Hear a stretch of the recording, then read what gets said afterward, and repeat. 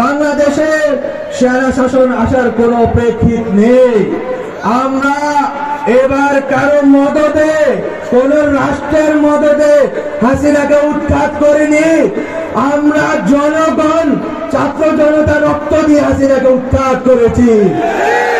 আমাদের কারো দাবেদারি করার আর দরকার নেই। আমরা হাসিনার দাবেদারি করার যেই প্রক্রিয়া, সেটাকে নস্যাৎ করে দিয়ে নিজেদের রক্তের বিনিময়ে স্বাধীনতা এনেছি। ফলত আমরা কারো কাছে আর মাথা নত করব না। আমরা ৩রা আগস্টেই বলেছিলাম 111 চাই না। 111 নিয়ে নিচে ভয় পাওয়ার কিছু নেই। বরং আমরা বলবো, রাজনৈতিক দলগুলোকে বলবো, আসুন বাংলাদেশ পন্থার ভেতর দিয়ে আমরা যারা ফ্যাসিবাদ বিরোধী শক্তি আছি ঐক্যবদ্ধ হই, সরকারকে সহযোগিতা করে এই সংস্কারগুলো করার জন্য। এই প্রতিষ্ঠানগুলো যদি সংস্কারকৃত হয় তাহলে উপকৃত হবে বাংলাদেশের জনগণ, তাহলে উপকৃত হবে বৈষম্যের শিকার জনগণ। আপনারা যদি আপনাদের সদিচ্ছা থাকে, আপনারা এই সরকারকে সর্বতোক্রমে সহযোগিতা করবেন এবং এই সংস্কারের কার্যক্রম শেষ হওয়া পর আমরা একটি সুষ্ঠু গণতান্ত্রিক নির্বাচনের মাধ্যমে ক্ষমতা হস্তান্তরের দিকে এগোবো।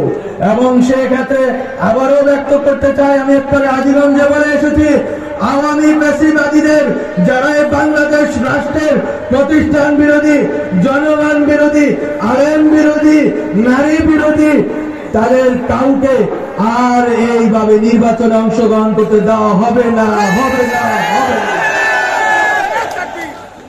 আমরা বলতে চাই, আমাদের ম্যান্ডেট দিয়েছেন আপনারা, আপনারা রাস্তায় নেমে বলেছেন, ডাক দিয়েছেন ডক্টর মোহাম্মদ ইউনূসকে আমরা এনেছি, উনি দায়িত্ব নিয়েছেন, আমরা ছাত্ররা তার সাথে দায়িত্ব পালন করছি।